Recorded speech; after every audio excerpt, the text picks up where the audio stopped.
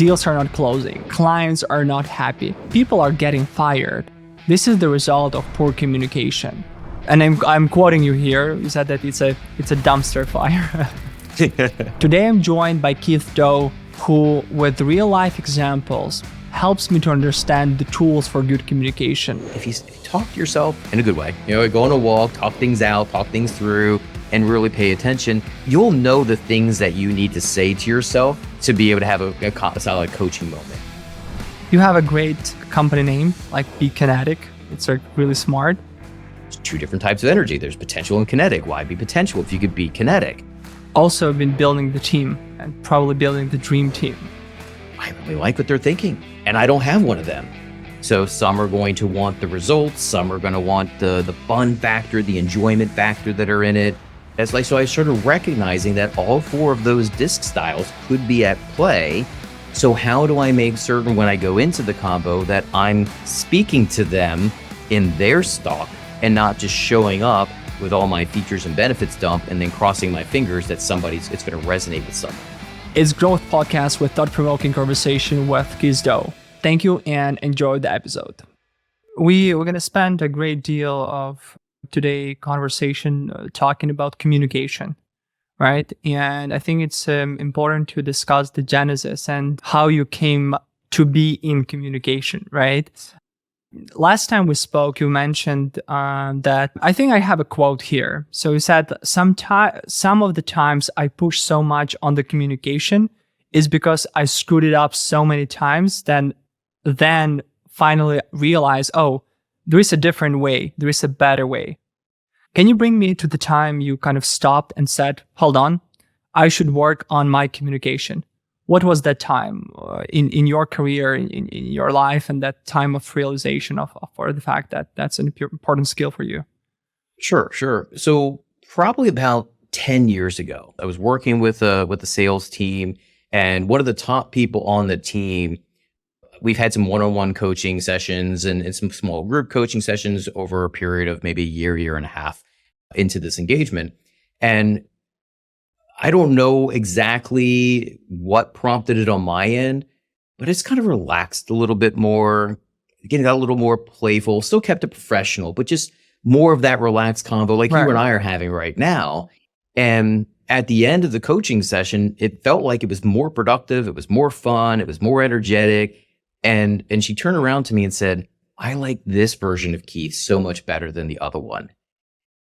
And I don't know, it wasn't intended by any means, but it was really a bit of a smack in the face of how have I been showing up before, and one of those. And so I think from a self-awareness standpoint, it made me pause and reflect.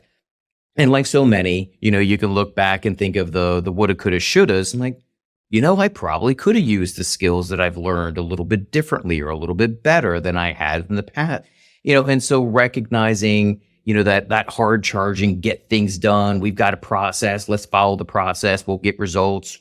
Why is it taking so right. Some of those naturally and, inherent, I'm hardwired that way, but then being able to just kind of, okay, the result we're looking for is to be relatable as possible for this person. And so that moment, and then at that point, and for those that are familiar with DISC, if you're not, you should be, recognizing the four different styles, what's inside of me, and then everybody's wired differently.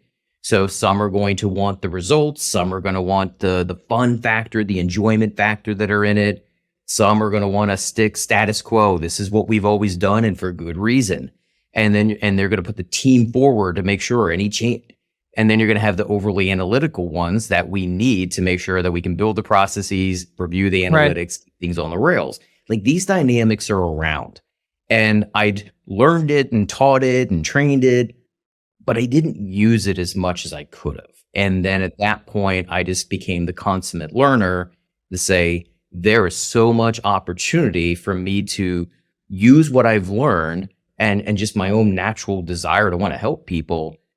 I need to change how I present myself. I need to change. And sometimes it takes 10, 15 minutes of preparation when I recognize certain individuals, look, they're wired differently than me, and that's okay.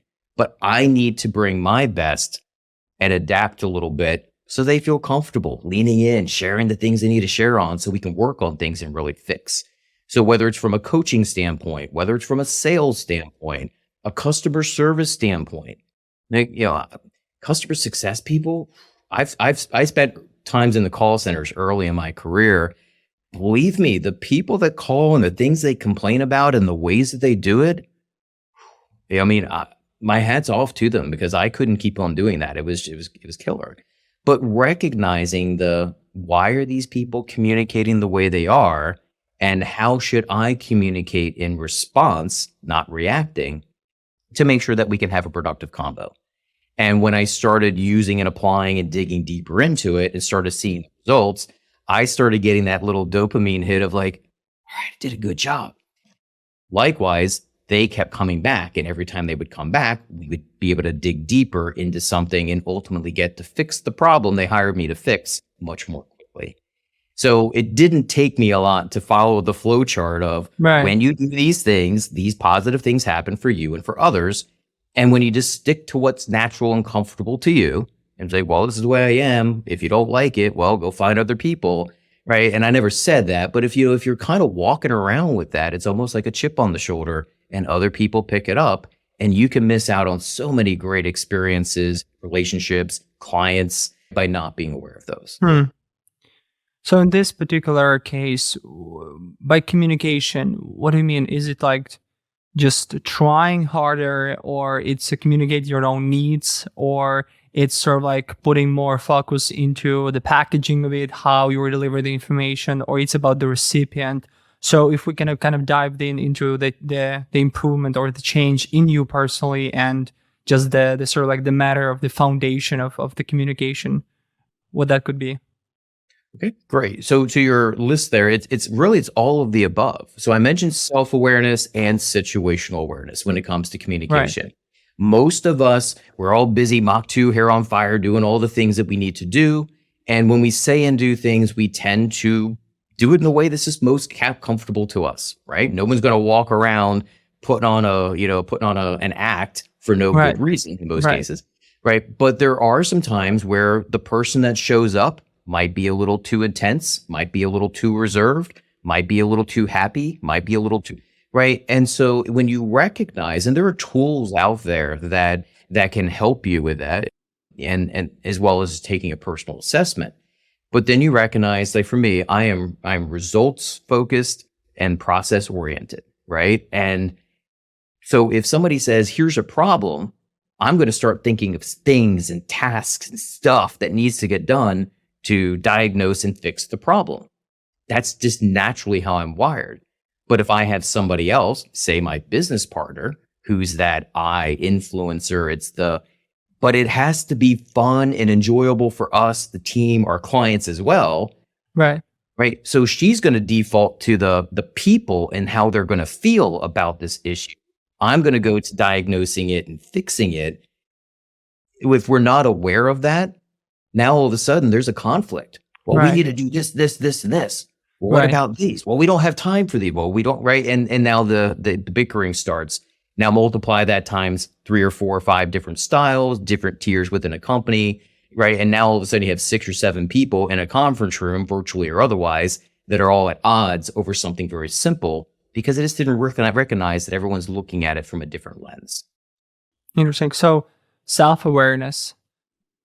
Now you said situational awareness, right? What do you mean by that? So one example that I've used before, we're going to jump into a conversation with somebody we don't always know all of the details about. So I had a situation where a salesperson would reach out to me on LinkedIn, said, hey, might need your help based upon some stuff I saw. Can we chat for a couple minutes? 10 minutes into the call, it was clear to both of us that bringing up the line into somebody internally made sense. And I mentioned that a senior person in HR had already been working on some initiative where this might tie in. So sent the links to set up a meeting, and I'm expecting this salesperson, just as a handoff, as well as the HR person, are going to be the recipients. When I got out of my next appointment, I now saw that the CEO, the CMO, and the COO, or CFO rather, were also going to be joining the call. So I was prepared for this, But situationally, there's a whole lot of other different styles, lenses, et cetera, that might be there. So looking at the LinkedIn profiles of each of those folks, and by the way, the meeting was going to be scheduled like 2 hours after I learned this. So really quickly just think, okay, here's how the CEO might be wired. They might be a little bit more results focused. What kind of results are we going to see? The CMO is going to be thinking perhaps from a prospecting, like what are our prospects going to look like, or what are our people going to feel? Right. You know, the HR person is going to be that. As like, so I started recognizing that all 4 of those disc styles could be at play. So how do I make certain when I go into the combo that I'm speaking to them in their stock and not just showing up with all my features and benefits dump and then crossing my fingers that it's going to resonate with someone. Right. Because the challenge is it might resonate with one and potentially alienate 1 or 2 others on the call. So being able to recognize, okay, we've got a mix of groups here. How do I pull them together into a conversation where everyone feels as though their needs are being met, they're being heard, and even the quiet ones have an opportunity to speak up and say their piece so somebody else doesn't potentially dominate the combo. So me understanding that this dynamic is likely to happen, pausing and take 10, 12 minutes before the meeting to just kind of think, how can I choreograph potentially the ideal sales call? Right. And then as a result, early into the meeting, being able to lay some stuff out of, I would imagine each of you are looking to get something slightly different. How are we going to see if it results? How's the team going to feel about it? Is this going to be something that's consistent and stable? And how are we going to measure it for success?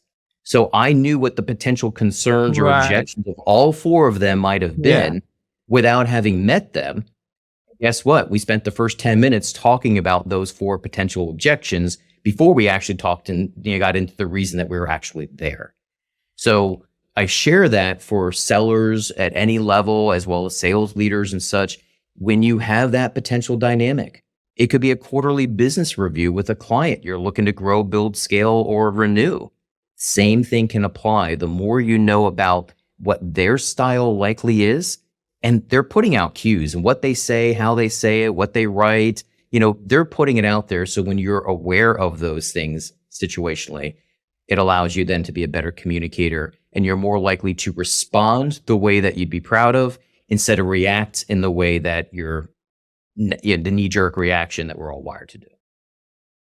This is a very good example, Keith. And I sometimes miss on the situational awareness on the internal meetings. Sometimes when you are speaking with someone from your team, and there's always a certain a self-awareness part where you kind of know what's going on and what the goals should be achieved, etc. But then not having the situational awareness, sometimes we just miss on putting ourselves into other person's shoes, and because of that, there's a certain kind of miscommunication or misalignment or just misunderstanding of the goals for both parties on this one, right? Absolutely. And I use DISC as an easy reference, right? So and even just being able to take 2, 3, 5 minutes and just understand the basic premise of it. Imagine if you have someone like myself who is that dominant style and it's result focused. And if there's 2 of us and we're stuck on something and I'm focused on results and they're stuck on fear of change to get those results, we're in an impasse.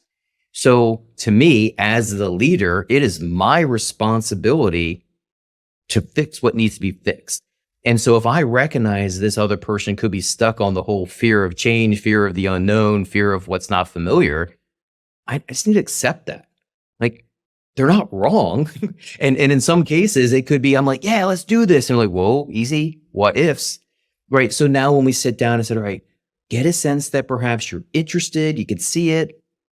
There's a but there. Let's talk about the but. What are you concerned about? What are you nervous about? How do we do it together? Right. Sometimes for me and for those dominant styles, you have to be a little masochistic and adjust your style to theirs so they feel comfortable working with you so you can get the results that you want. When you are brought up working with clients, is communication something that they usually want to work on in their companies, or do actually companies that you work with, do they have a self-awareness whether the communication their businesses work or doesn't work, and there should be something to be done about it? It varies, and it varies depending on the product. So as we're working in go-to-market, sometimes it's analyzing sales strategy. Sometimes there's a lot of performance coaching and such that come with that growth. We also do a ton on, and just as my partner Jen does a ton with regards to websites and such. So we may not be assessing a team for their different styles and working into communication per se if we're being brought in to do, a full website and all the surrounding marketing strategy that goes with it. However, all these dynamics that we're talking about will be included in the project.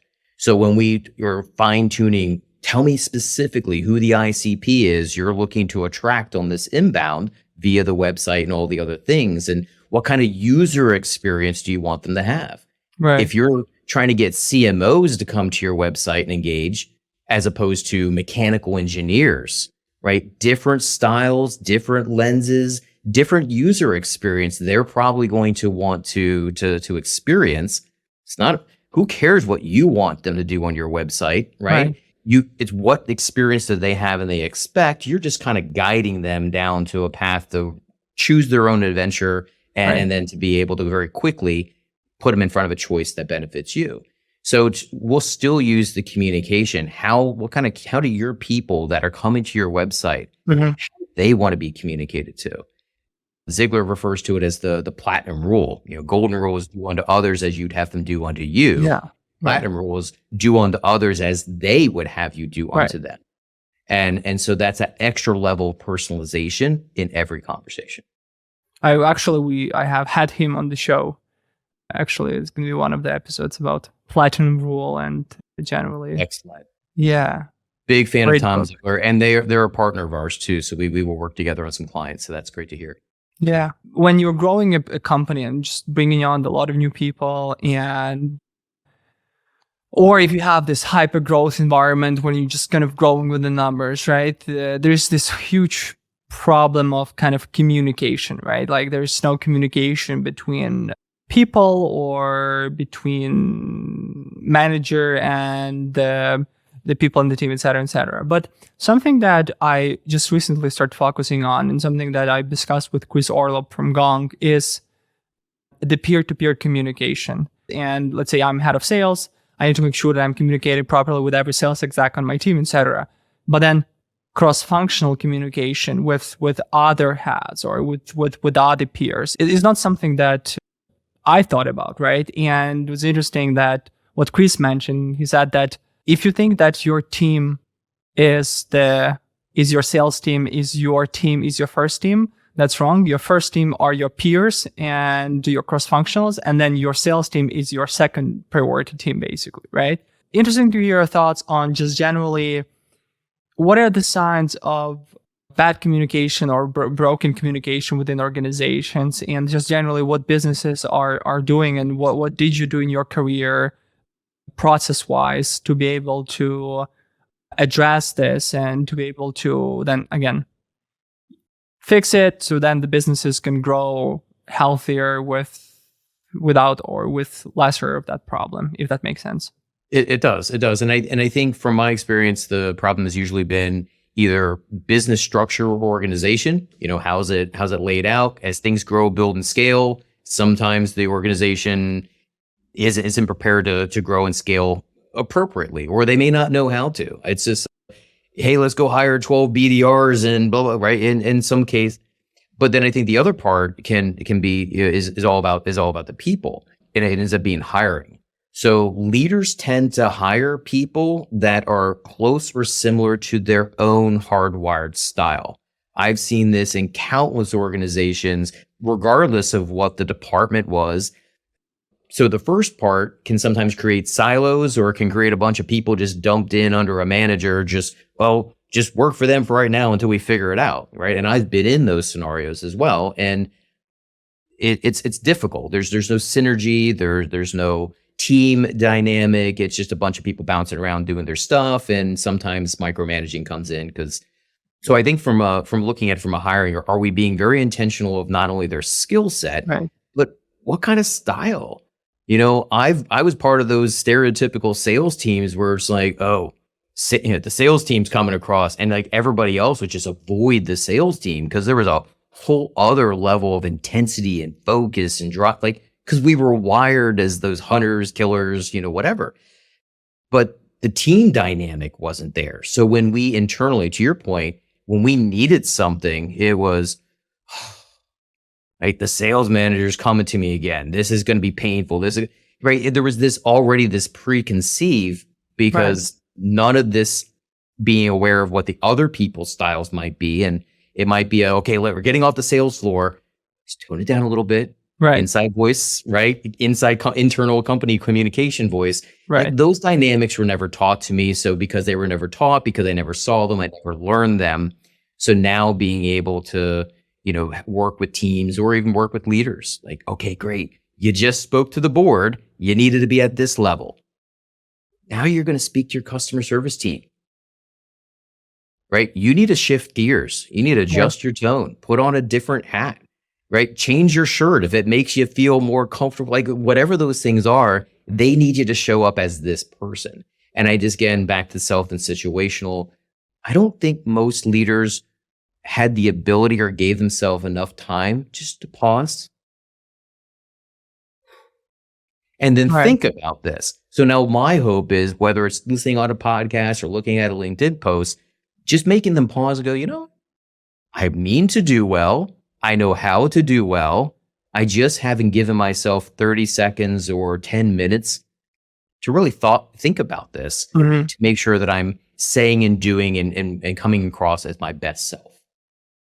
Especially these days when technology enables us to speed up. So you need to make more decisions faster, because now you have your messengers, your Slack when you need to reply to messages and give the updates. Then you have your email.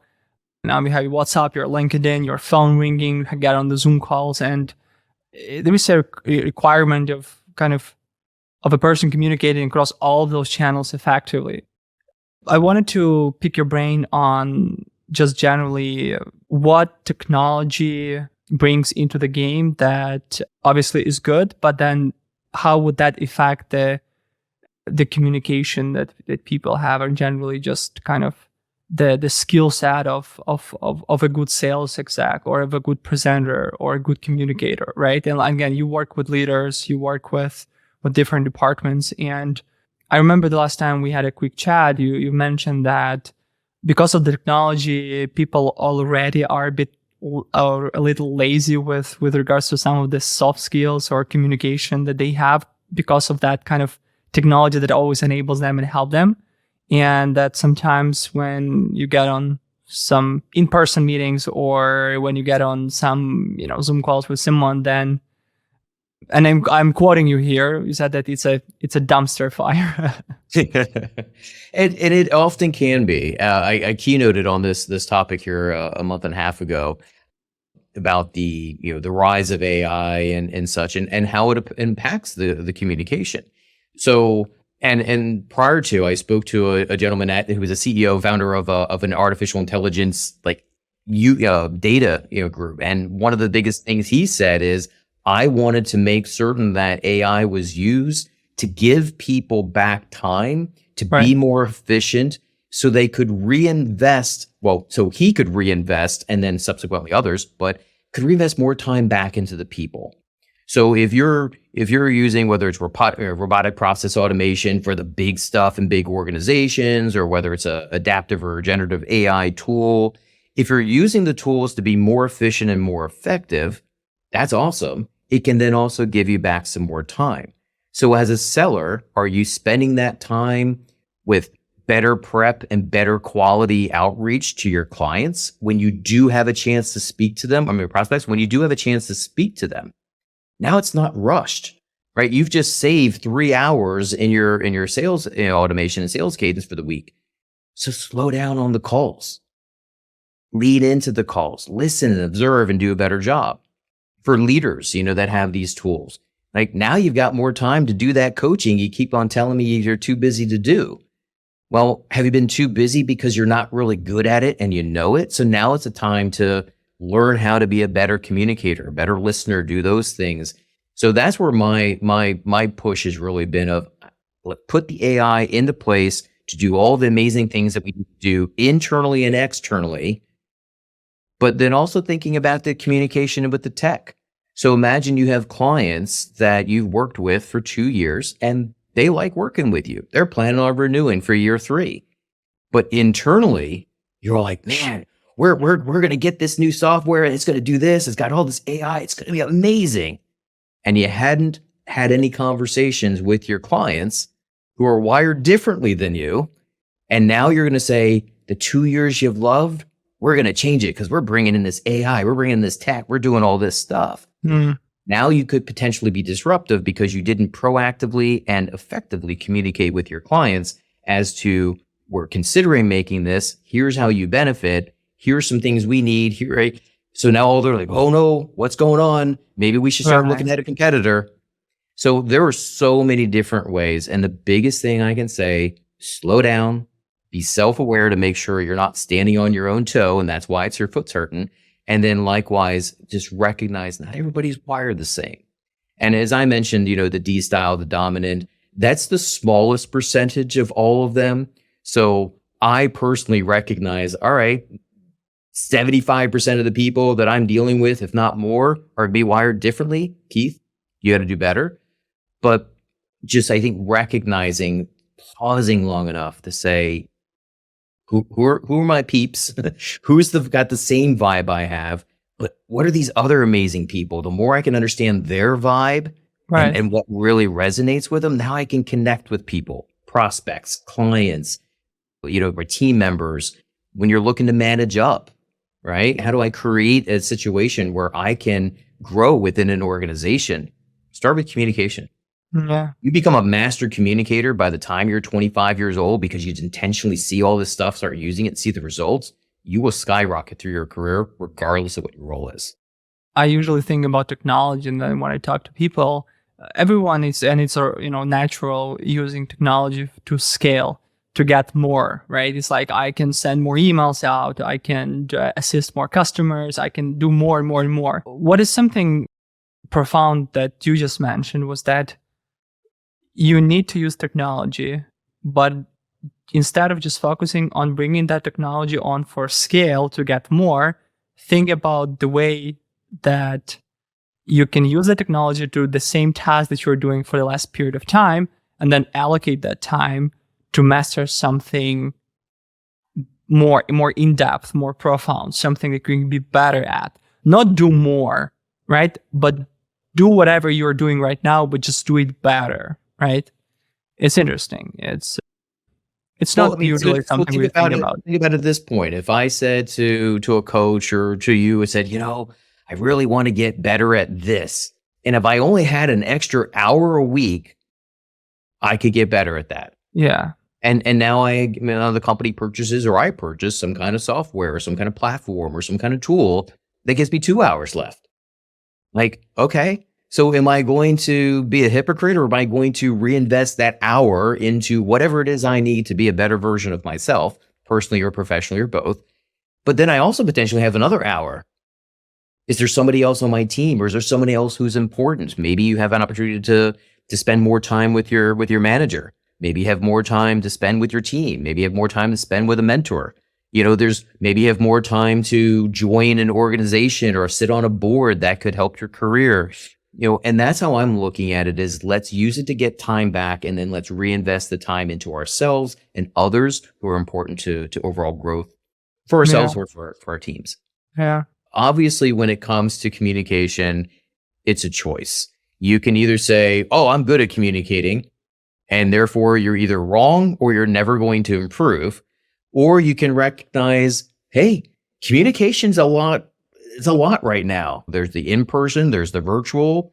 Think about when you're texting. I'm usually a fewest words to communicate what you need to communicate type of texter. Well, that's not always going to work with other people. So I think really it's just pausing. There's a lot of choices when you communicate. Who am I communicating to? How important are they to me, my growth, company, team, all that kind of stuff?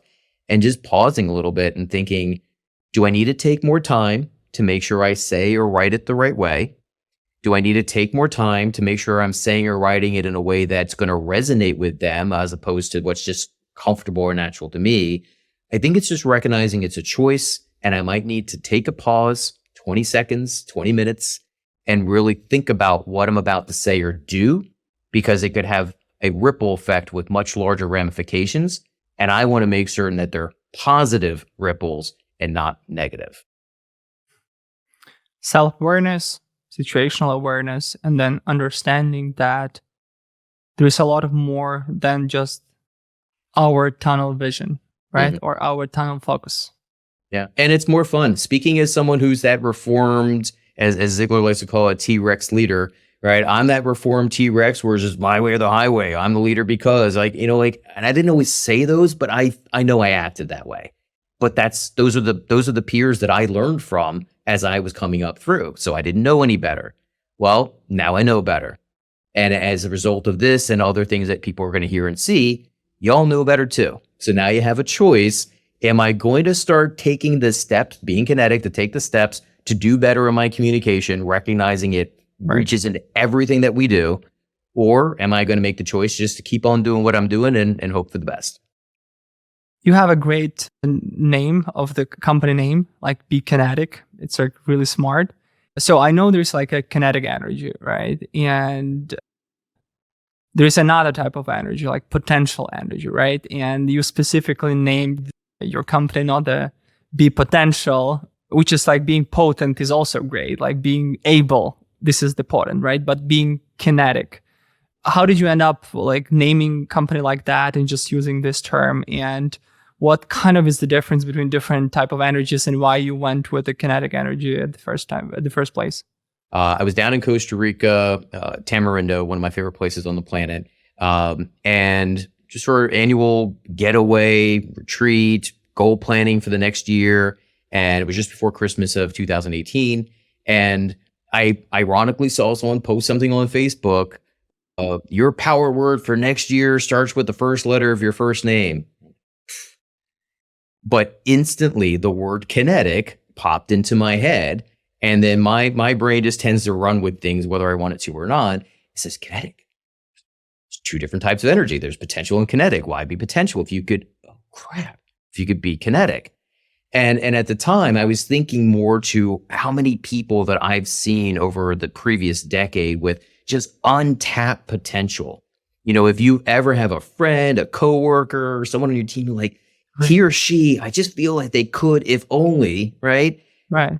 It's that untapped potential and recognizing the ones that are just quietly waiting for their moment to shine and they're a little hesitant to step out because they don't want to take that risk. Like it was that kind of feeling that was, okay, how do I build something that allows people or gives people the resources, whether it's coaching to bring it out of them or whether it's tools that they can use to take things to the next level personally, but also with their business. A lot of the clients we work with are companies that grow, building, scaling. They can't get to the next level. So they're taking that proactive step. They're being kinetic with regards to and just sitting back and waiting and sending out emails, hoping some investor is going to write them a big check.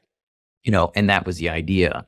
In hindsight, after 2 years with the company, I also recognized that little voice that tied it together was me giving myself my own little subconscious kick in the ass that you have a lot of untapped potential. Right. You need to be. So after I got back and shared with a couple colleagues, they're like, I think it's a really cool name. Right. One of them advised me to go ahead and get a trademark very quickly. So a certain sports apparel company here in Baltimore did decide to make it some huge thing. But to me, it's the underlying thing of what we do. Can you give me an example? How do you apply kinetic approach or kinetic energy in your work? Because when you mentioned just now your potential, that you're kind of kicking yourself in the ass that, hey, I have actually more potential. I can do it better. I can do it more, right? So how does that kinetic mindset start working for you over this past 2 years, building your business and building something from the ground up that wasn't there, right, 2 years ago? So I think mindset is the key word. So I feel as though we all look, if you talk to yourself in a good way, go on a walk, talk things out, talk things through, and really pay attention, you'll know the things that you need to say to yourself to be able to have a solid coaching moment. And one of the things that I'll ask myself, and I think I mentioned it earlier, is does this serve me? Right? So I have a goal. We're going to grow, build, do all these things. But anyone who started something from scratch, it's not easy, and it's daunting, and it's terrifying at times. So when you have that moment where it's just, oh my gosh, I'm exhausted, or I'm frustrated, or I'm confused, or I'm uncertain, if you have any of those moments, the emotion can bog you down. So I will use it of, okay, how do I be proactive? Or how do I use and tap into the kinetic energy, right? Do I just sit there and wallow in emotion in almost like a victim mindset? Or do I accept it? Okay, so now how do I proactively do what I need to do based upon the scenario situation that's presented in front of me? And then sometimes and I also add, or who else do I need to ask and bring in? Because there were times I try to do it all on my own, and then it just bogged it down a little bit more. So that mindset of, I feel the emotion's important. Let's park the emotion for a moment and be kinetic, be proactive. What are the things that are happening? What are the things that are contributing? What can I do, or who do I need to help? So that way I can stay on track and achieve those goals. And those have been even moments of just, I don't want to go out and do my walk this morning, but I know when I go out, you get things kickstarted in your routine, Right. negotiables in the morning, get everything ready to go. Then by 10 o'clock, you feel like a great human being. But if you're just like, my first appointment is until 10, I can just do these things. Right. So personally and professionally, it's taking a silly little anecdote like that and recognizing, I've got that task list on my computer that I just keep bouncing from week to week. Right. Pause. Why? Delete it or do it. And it's those kind of moments where just a little kinetic, nuggets, if you will, could be a little, I have been pushing that off. Today's the day, or this is the week that I do something about it. And that was, I think, the initial spark. I know a lot of people that work really hard. They're in a certain routine right now. Sometimes people burn out. They just kind of are just pushing for it. And I think thinking about applying this kinetic mindset could actually help them a lot. Just knowing that, hey, I can actually do more, right? Actually, I can, this is not everything that I have in me, right? And just kind of, I can push more. And I think recognizing, just setting your own expectations, right? That moment you're like, I could do more, it can be better. What I'm doing is not serving me, right? I'm borrowing that language from a few different people. It's not serving me. I'm not hitting my goals. I'm not getting better in any way, right? If you don't do something, you're kind of stuck in a victim mindset, whether you will care to listen to it or not, as opposed to just saying, what can I proactively do? Even just baby steps. Even just saying, this is the day that I'm going to start doing something about it is a step in the right direction.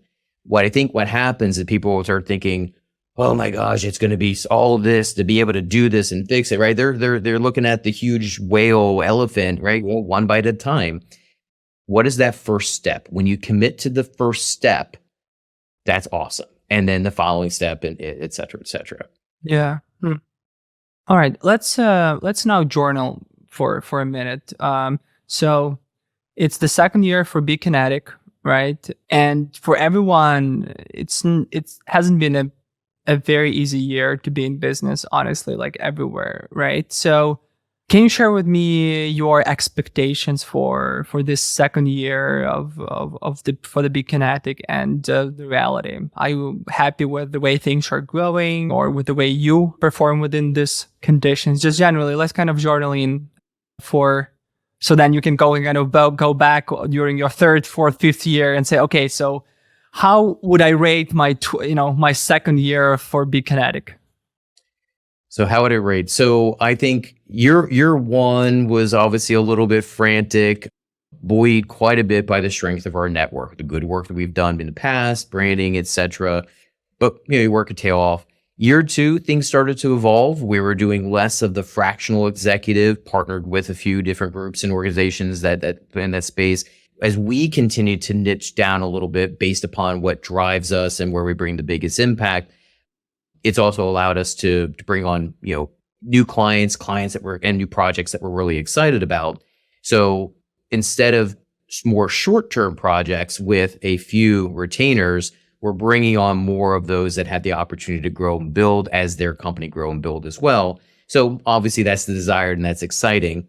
But I also think now looking into starting, the three, going into that year three, it's going to be very proactively, in the spirit, very proactively challenging people with the questions, challenging people in our posts, challenging people with, and not to be confrontational, but I do see, as you mentioned before, there are a lot of people that are either content to be content, perhaps playing it safe. And believe me, I'm watching the news from different perspectives just to see what could impact and affect. But I think for our side, it's going to be we're going to be talking the talk as well as walking it.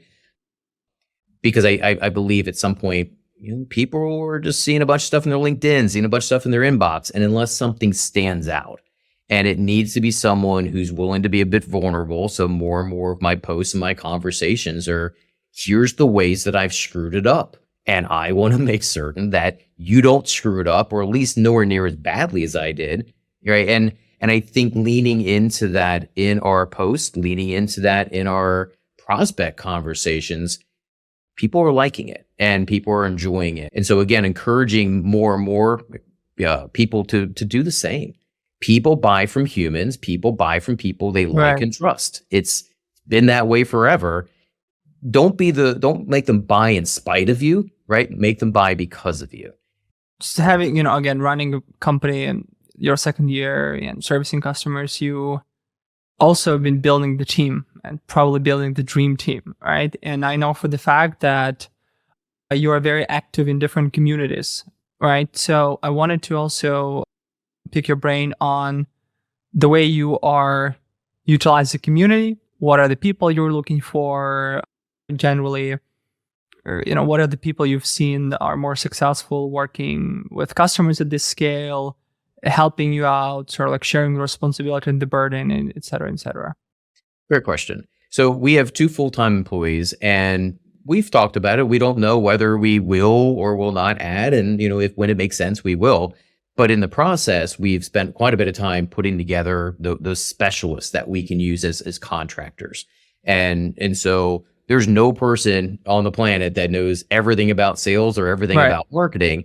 So it's how do we be the consummate learners, but at the same time, we've got the specialists in the SEO, specialists in this, especially in copywriter. So we've surrounded ourselves with, I could do it, but it's not necessarily the best use of my time or the biggest passion, but it still needs to be done. So whether it's referring someone out for a small project or whether bringing them in as part of an overall solution, it's been getting that contractor, tribe together, as we like to call it. And that way with complete confidence, oh, you need some video with some animation? I got our person, done. And then constantly as I'm seeking the communities, what are the revenue operations, sales enablement, go to market united, type stuff. There's a lot of really good communities. So I can learn from the best of the best to sharpen my own skills, or maybe even improve them in some cases if they're outdated. At the same time, when somebody says, hey, I'm looking to hire, right? I know who to send them to, or I'm looking to get a job. I know who to send them to. It just allows us to be more aware of what's happening in business. It allows us to have direct access to experts and specialists to either pick their brain or hire them or bring them on into a solution. And I think that community networking and partnership right there, that's the way that sales has been shifting for the last couple of years. I saw it in COVID where some people were getting together into communities to keep that sense of connection when everyone's separated. And within the communities, then they started, hey, what's your recommendation on? How do you fix this? Right. And now all of a sudden they were looking at each other and it was a professional Facebook group almost. Right. And I saw those dynamics, and then the smart companies and orgs have built upon it, over the last several years. I see that as the way that most smart sellers are going to be going in. And I have some of our clients where we're looking to make some introductions. Some of the groups I'm part of, I'm like, you've got 80 prospects in that room.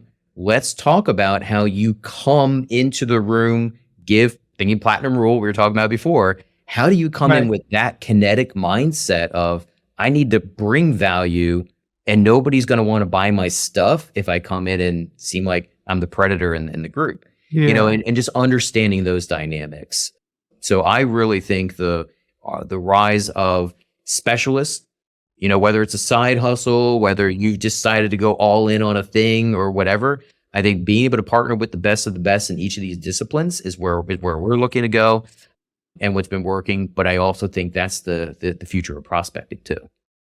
I've seen that good contractors or specialists, you just said them, they are very good just because they are very purely interested in the industry or interested in their craft, and you just kind of, fans. They very often don't care about the corporate policies per se, right? So as like, hey, I need to have this few meetings with HR, or I need to spend my time on guiding and mentoring this guy that just joined their company, et cetera, et cetera. Instead, they just really wanted to design, create, animate, do all those other things, right? The reason I'm saying this is we've seen that working with people like that, you can expect to get a very high quality product at the end, just because they have a ton of experience, but they also have a very good work ethic, but also they just love this specialty, like a lot.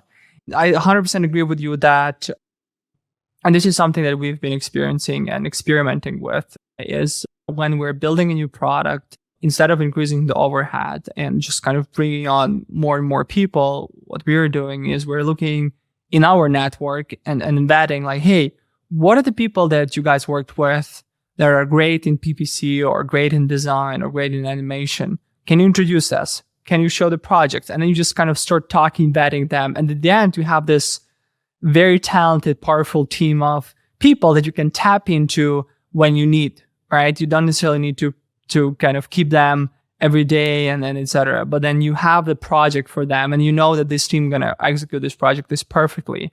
And then, having access to communities of those specialists that you can tap into is also great. Like I'm part of the sales community and I was building this new service and I was looking for VP of sales with experience in tech and in coaching and managing to help me to build that service. So what I did, instead of going to LinkedIn or instead of just going to my recruitment team, looking for people, whatever, what I did, I went to a few communities and I just kind of posted about this. Hey, this is what I'm looking out for. This is what I'm trying to build.